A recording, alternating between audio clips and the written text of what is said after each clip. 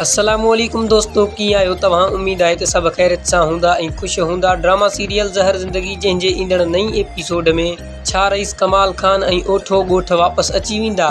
छा रईस हाकम खान कमाल खान जो साथ ॾींदो। छा रईस हाकम खान जो कहर रबन ऐं वारिस मथां किरंदो। छा रईस गफ़ार खान उमिरि जे सआदत मां वापसि मोटी ईंदो। छा रईस हाकिम खान रईस गफ़ार खान सां दुश्मनी कंदो। तफ़सीली रिपोर्ट तव्हांखे हिन वीडियो में ॿुधाईंदासीं। उन करे हिन वीडियो खे आख़िर ताईं ॾिसंदा ऐं पसंदि अचण ते लाइक ज़रूरु कंदा। ऐं जेकॾहिं पहिरियों दफ़ा चैनल ते आया आहियो त अहिड़े क़िस्म जा वधीक वीडियोज़ ॾिसण लाइ असांजे हिन चैनल खे सब्सक्राइब करे बेल आइकन जे बटन खे आल ते सेट करे छॾींदा।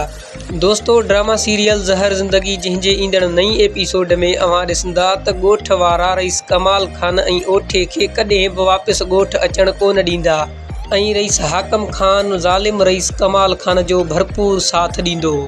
रईस हाकम खान रबन ऐं वारिस सां मिली करे रईस कमाल खान खे ॻोठ वापसी वञण जो इजाज़त वठी ॾींदो। पर रईस कमाल खान कॾहिं बि कोन सुधरंदो ऐं रईस हाकम खान सां गॾिजी वारिस ऐं रबन ते ज़ुल्म कंदो। रईस गफ़ार खान बि उमिरि जे सआदत मां वापसि मोटी ईंदो ऐं रईस हाकम खान ऐं रईस गफ़ार खान जे विच में बि दुश्मनी पैदा थी वेंदी। त दोस्तों, ही हुई असांजी अॼु जी वीडियो। मिलंदासीं तमामु जल्द हिकु नए वीडियो सां गॾु। तेसिताईं माशाअल्लाह दोस्तों।